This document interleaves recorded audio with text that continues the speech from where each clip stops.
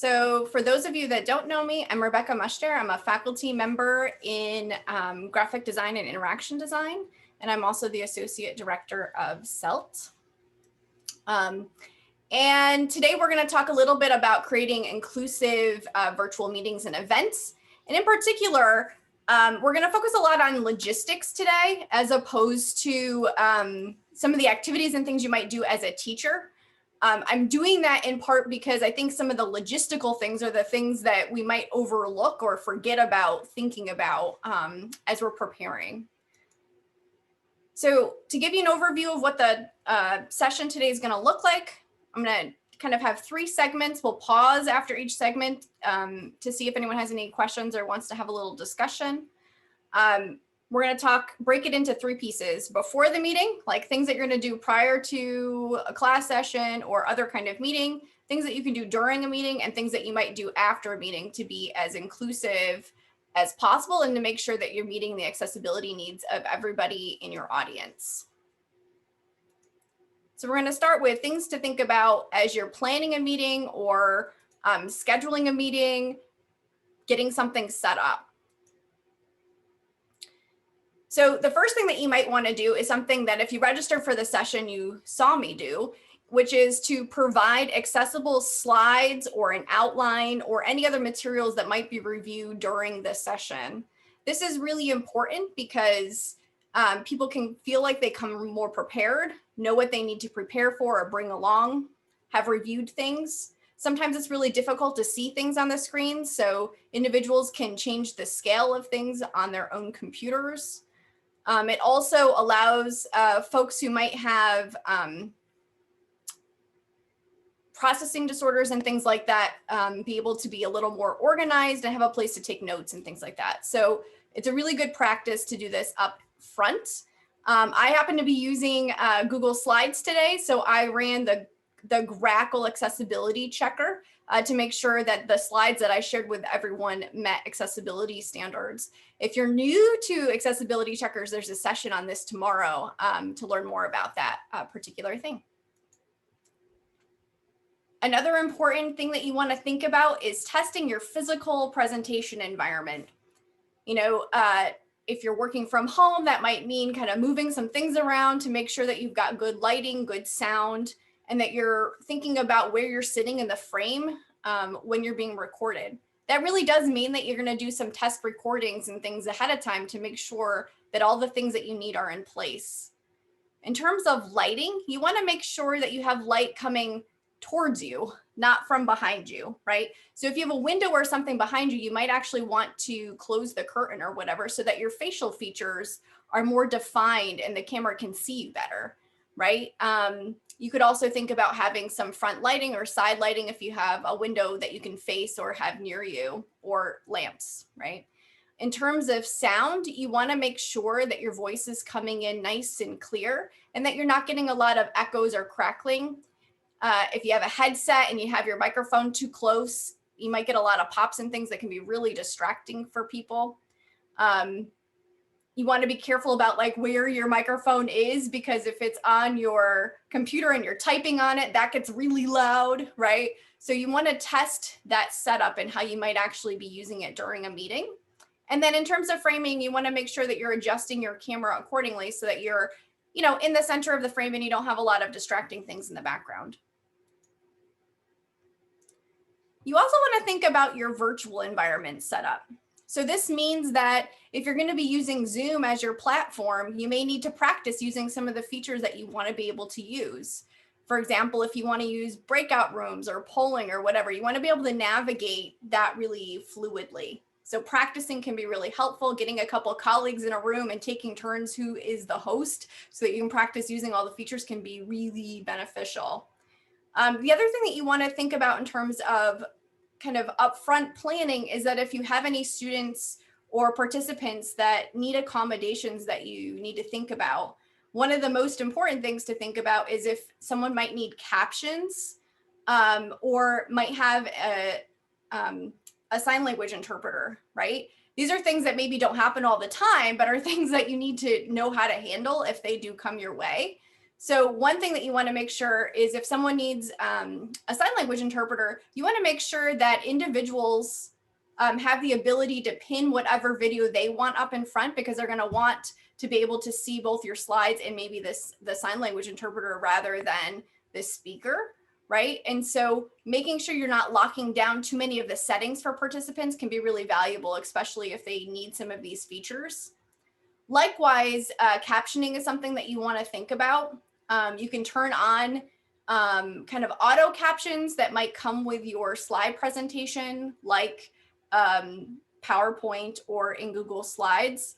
An alternative, we hope, will be in place starting on February 1st for classes. Zoom should have automatic captions. Keep in mind that those are automated and they're not done by a human, so they're not perfect, but that should be a feature that becomes available right at the start of the semester for higher ed. And you may have a case where someone needs better captions, right? Like they really rely on captions, and so they might require CART. And if that's the case, that does require some setup, and that really is a third party kind of coming in and actually a human providing some of those captions and things, and they tend to be much more accurate. You can get transcriptionists who have expertise in a particular area so that they are highly accurate in terms of the discipline or what have you.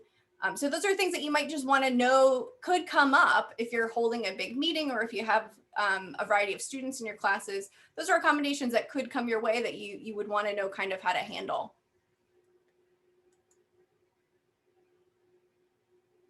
You also want to think about balancing kind of participant presence and making sure we don't have like the wall of empty screens and nobody's at the party with kind of privacy issues, right? And making sure that people can protect their privacy in whatever way they might need to. So one thing that I highly recommend, especially for in a class setting where you're going to have kind of repeat customers, over and over again, the same students again and again, is to invite students to update their profiles in Zoom, make sure they know how to upload a photo that they could have there in case they can't have their video on, update their names so that it reflects how they want to be called, right? So maybe it's their first name or a nickname, maybe the pronouns that they prefer.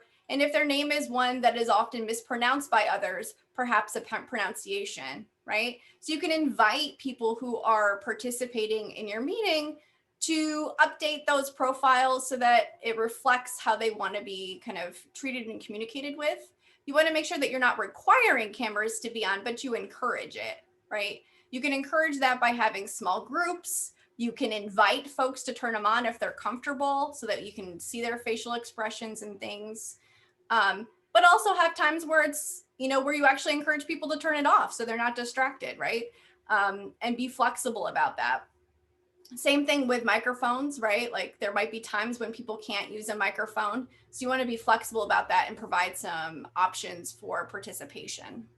One thing you do want to be careful about is that there may be reasons why people don't want their likeness represented, right? Either in video or on a photo, and you might want some sort of alternative option of just an image to represent them, even if it's not of an actual photograph of themselves.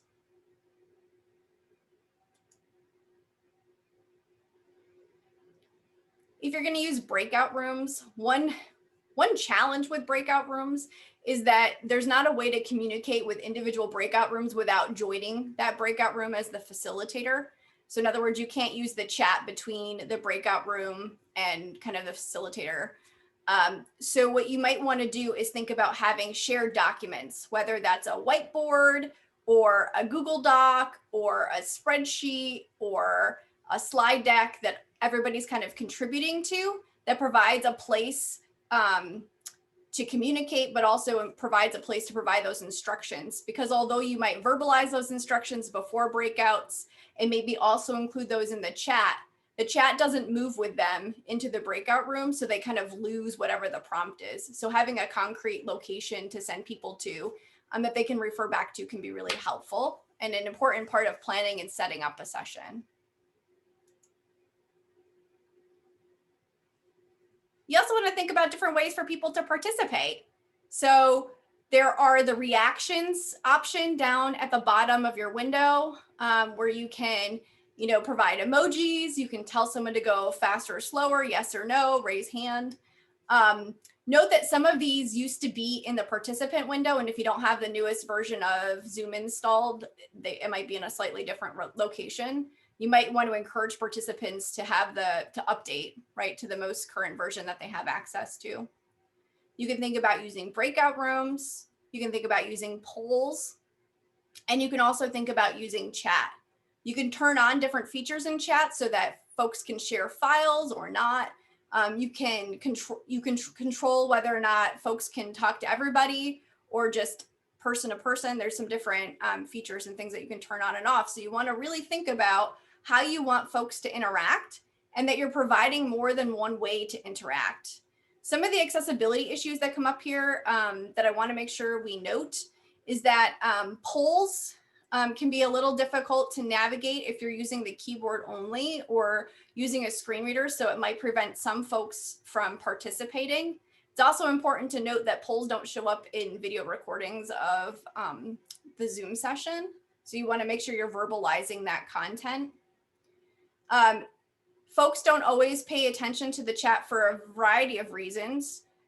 Some individuals who might be relying on a screen reader are getting audio information from the video conference itself, but then every time they're navigating, they're also getting audio cues. And then if they have the alert set up on the chat, they're also getting that. So it can be like too much at once. So sometimes folks might turn off the notifications from the chat. If you're using a phone, you have to kind of switch between things that are visible on the screen. So either you have the chat open or you can see the screen being shared. And so sometimes folks don't want to switch back and forth. So you want to really think about not relying on just one way to interact.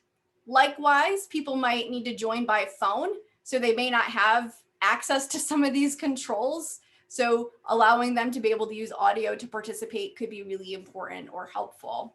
So you definitely want to think about these things. If you're planning on using like polls within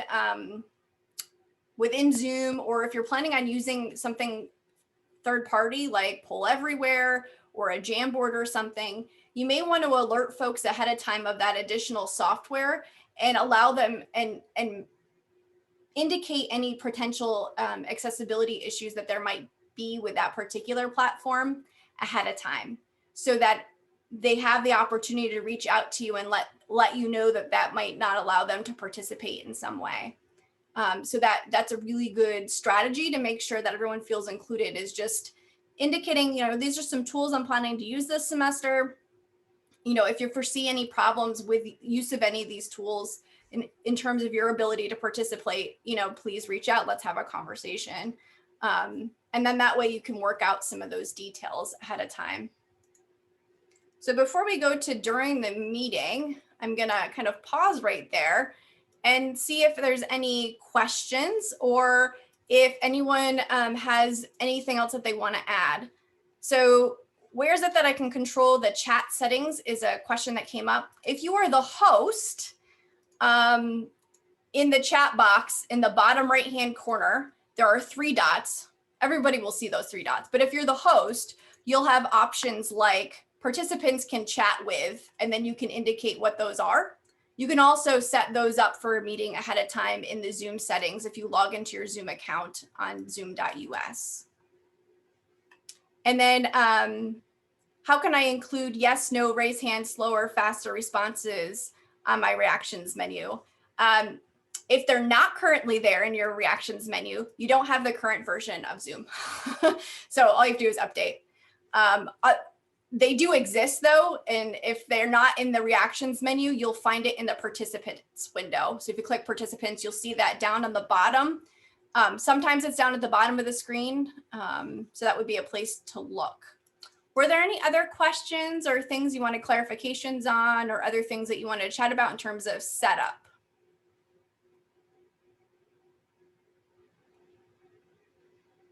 We good? All right. Thank you for the thumbs up.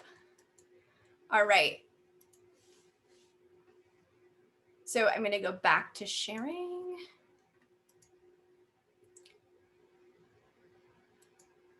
So before I jump into these things, in terms of ways to participate, I have a poll that I'd like to launch and share with all of you, indicate ways that you can kind of get folks to participate.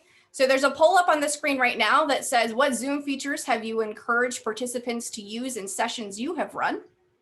Some options include microphone, video camera, chat, reactions, polling, using a shared document, and other. So we've only had a few people respond. I'll give everyone a chance. We're getting polls in. Give everyone a couple more seconds here. So you'll notice that I read out the question, right? So if someone can't see it, at least they know what's going on. It looks like everybody has now voted. So I'm going to end the poll and I'm going to share the results with all of you. So it looks like 8 out of 12 people have allowed people to use their microphone. 6 out of 12 people have used the video camera. 9 out of 12 have used chat. Great. 5 out of 12 have used reactions. 3 out of 12 have used polling. About half of us have used a shared document, and some other folks, one other person has done something else. If that person might chime in to let us know what other things you've done, that would be great.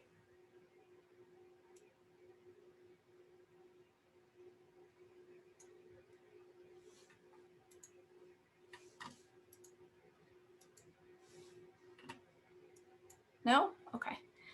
All right, so some things to think about during the meeting. You know, obviously there's all those features or interactions that we can do while we're in the meeting, but there's some other things that we want to think about. One is providing audio description. So I did that with the poll, and I can do that with the graphic that's up on the screen here, which is a graph of the people who are participating in our accessibility challenge. About 42% are staff, 27% are students, 23% are faculty, and 8% are other. And most of the folks that fall in that other category actually fall into multiple categories, and there wasn't a way to kind of multi-select in our survey. So what you want to do is when you have graphics or things on the screen, you want to make sure you're providing you're communicating that information out and not expecting people to read it on screen. Does that mean you need to do it word for word if it's a slide? No, not necessarily, but you do want to make sure that everybody's getting that same information, okay? You also want to provide a voice for the chat if you can, especially if you have a large group or can't manage the chat on your own.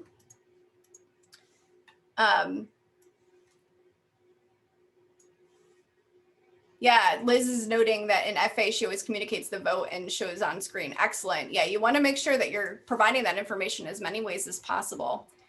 So likewise, using chat can be a challenge for folks too, because they might not be able to follow along with the chat and the slides at the same time.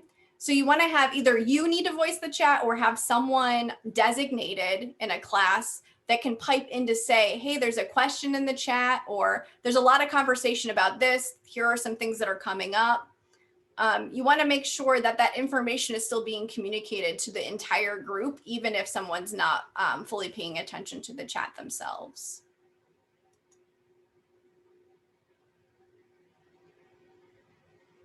The other thing, and this is something I struggle with because I'm a fast talker and I always want to get a lot done, is to embrace the audio and video delay, right? You want to pace yourself. If there's someone that needs to use captioning, the captions are a little behind you, right? And, you know, like there's a little bit of delay. So the information isn't getting communicated to whoever's relying on those captions at the same pace, right, as everybody else. So you need to allow moments to pause and allow everybody to kind of get caught up to where you're at. This can also be true if there is audio or video delays, internet connection issues, etc. So provide opportunities to kind of pause, allow everybody to catch up, and really think about pacing yourself. You know, I catch myself often kind of going a little too fast and just taking a moment to be like, all right, we need to slow down here. not everybody knows what I'm talking about, right? Or has experience with this. So you want to be slower than you would be even in person, right? Because of some of these like delays and things.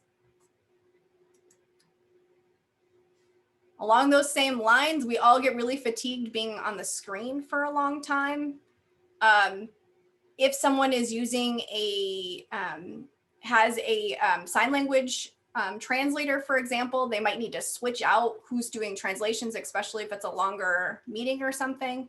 So you want to plan some of those times for some of that transition to happen. Those breaks can come in a few different formats, right? Like you can actually just say, okay, everyone take a minute. We're going to use a timer. We're going to take 1 minute, look away from the screen so our eyes like can get a little bit of a break, stretch, stand up, get a snack or whatever.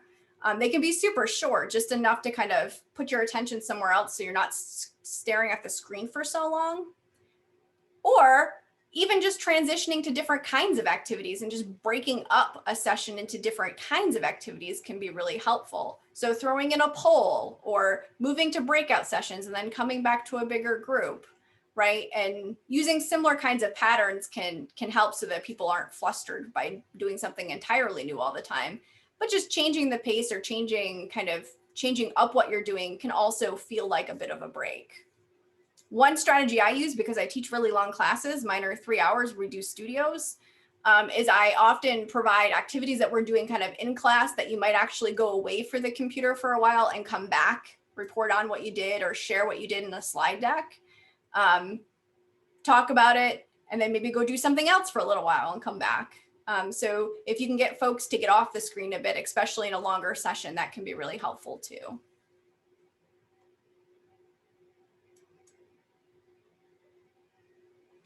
You also want to think about ways to support people in breakout rooms. Breakout rooms are such a great strategy to get people talking to each other, to formulate community, but they don't have all the features that I think some of us would love as instructors, right? You can certainly pop into different breakout rooms as the host, right? Like you can join whatever breakouts. As a co-host, you have to have someone kind of move you from meeting to meeting or breakout room to breakout room.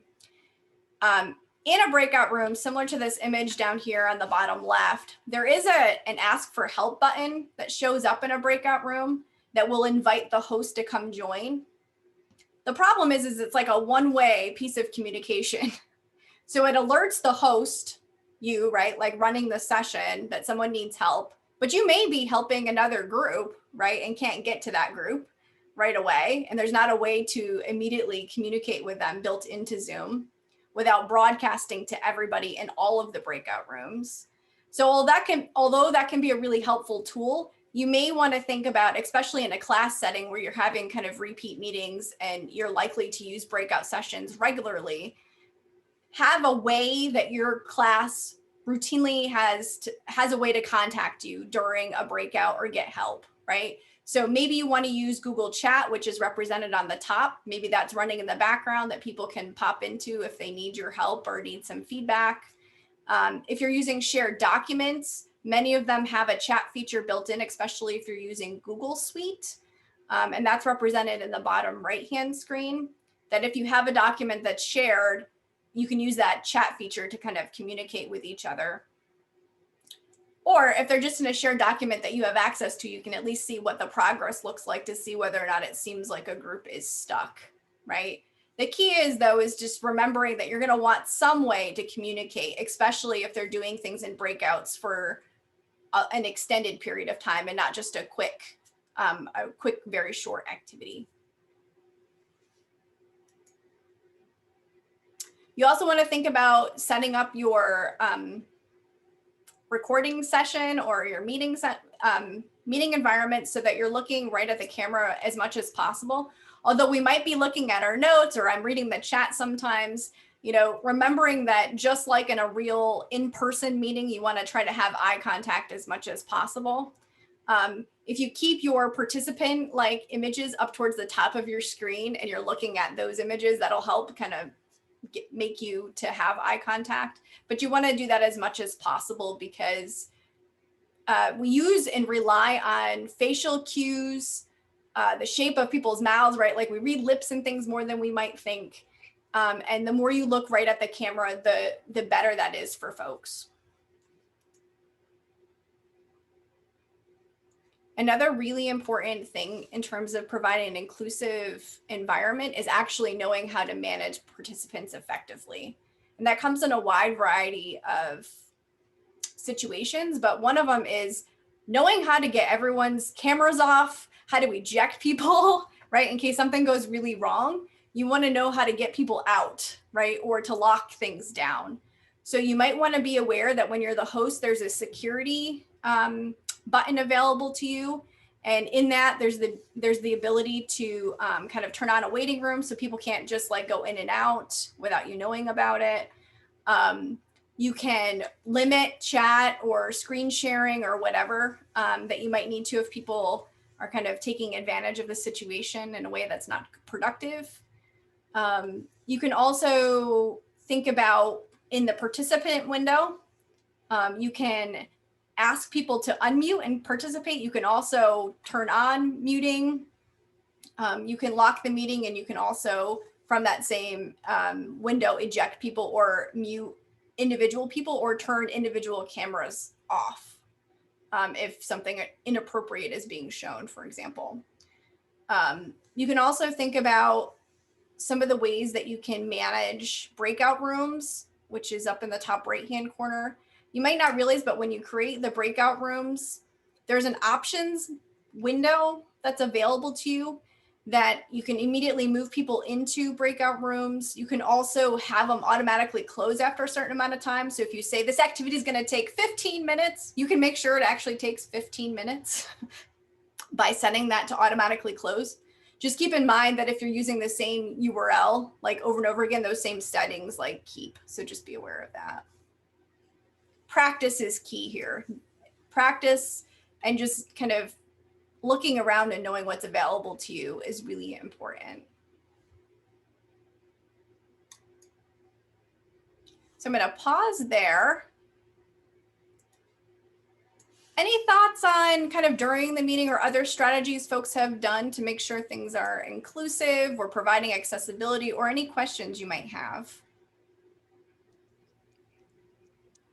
I join more about, thinking about FA meetings than class, but I think in FA meetings, issues of accessibility come up. Sometimes they've reached out to me and say, well, I'm joining from my phone while I'm driving home. How am I going to vote?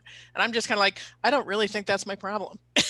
And I'm not really happy that you're on the road trying to listen to this and vote. So I'm glad I'm not, but since I'm conducting the meeting. So there's this issue of accommodating some people in meetings where I'm trying to, at some point you're going to say, you need to sit down at a computer and give it your attention because this is part of your job. So how about we do that? So I think in the classroom, it's a little bit different, trying to accommodate students to access the classroom. I feel more of a burden, but sometimes when I'm conducting meetings with colleagues who just really kind of want to be accommodated by these formats of kind of half paying attention, I'm not quite as amenable to that. I guess I think most faculty have enough home or work set up that they should be able to kind of participate fully and not be limited by participating on a phone or something like that. But, yeah, although we all have internet connection issues and things, so we have backup plans in place for when that doesn't work well. And it is important to just recognize that we may have colleagues or students who actually have accessibility issues and can't get to some of the features that we want to use, right? Like literally the keyboard won't allow them to get to the interface. Like it's not possible. And those are the kinds of things that if you mention the technologies you're planning to use ahead of time and any known accessibility issues ahead of time, then people will have the opportunity to communicate with you so that you can provide those accommodations or work out a strategy for those individuals so that they can participate. And unfortunately, I've mentioned this in previous sessions, if you want to use whiteboards, for example, that can be really productive and really helpful to a wide variety of students, including a subset of students with particular kinds of disabilities. But then if it's a student who has limited mobility and really has to use a keyboard, that actually doesn't work for them, right? And none of the whiteboards work, right? So that would be something that you would need to negotiate kind of with the student about a way for them to participate ahead of time. And just know that, our technologies have limitations, right? and where that line is, right, Liz, about when it's the technology or an accessibility issue versus like, I just decided I was going to drive through town right now instead of like be at this meeting, which is different.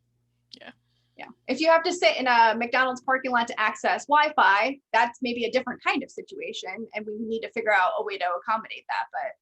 But driving while meeting might be a problem. Yes, Naja, yeah, it's great that there's going to be automated captions in Zoom. There will be problems with it, right?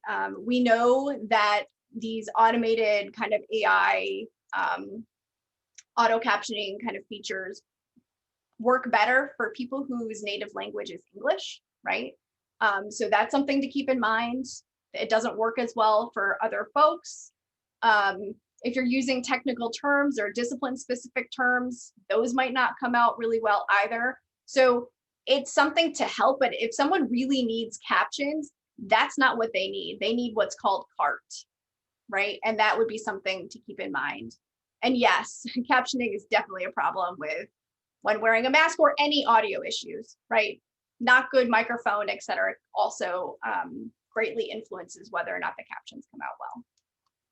All right, so let's jump back in. There's only a couple more things I wanted to share with you. And that's really kind of following up after a meeting to kind of close the loop here on accessibility and inclusive meetings. So if anything needs to be updated in a slide deck or any resources were shared during the session that weren't shared ahead of time, things changed, you want to make sure you're resharing that out after the meeting or after the course session.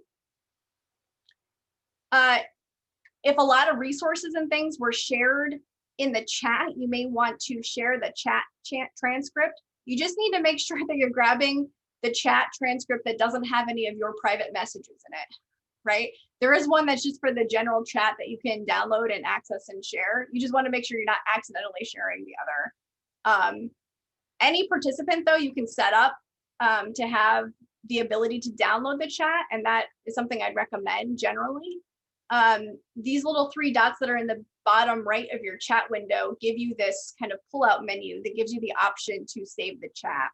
And that's something that you might want to think about having available to participants and reminding them that they can download the chat. And then finally, you know, if it makes sense or if it's relevant, you want to provide a recording of the session with captions and transcripts afterwards. Again, that might not make sense for all situations. For example, if you spent most of your time in a breakout session, that makes no sense at all, right? But when it's relevant, that's something that could be a really important and helpful follow-up thing to do after the meeting, especially if someone wasn't able to fully participate during the meeting. As a reminder, if you want some more accessibility tips, you can go to oswego.edu/accessibility. I'll drop that in the chat in a minute. And other things to just keep in mind, we are on day 7 of our 10-day accessibility challenge, and we have some additional upcoming opportunities to learn more about accessibility practices. Today at 2, we have drop-in office hours. So if you have questions about this or other accessibility topics, we'll be there and able to help you one-on-one. On Thursday, we have a series of 20-minute sessions by accessibility fellows that start at 10. There's 4 of them in a row that you might want to check out. There's a session on accessibility checkers at 1, and at 2 o'clock, again, we have our drop-in office hours. And then finally on Friday at 11, we have improving PDF accessibility. At 1, building a campus culture of accessibility, and our final drop-in office hours at 2 o'clock. So I'll drop in the chat again, the accessibility website. And I will also drop in my slides in that reference that I mentioned as an alternative option. Except I just lost my window, which is not helpful. Here we go. So I'm going to put in the slides once again, and also that alternative format that has more details about all of these things to think about while you're planning and executing meetings.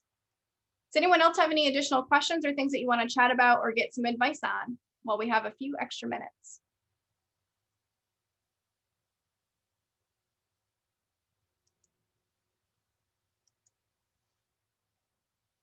All right. Well, I thank you for your time and attention. Please reach out if there's something I can help you with, and hopefully these tips will start you off on a much more accessible path as we're planning classes and things moving forward.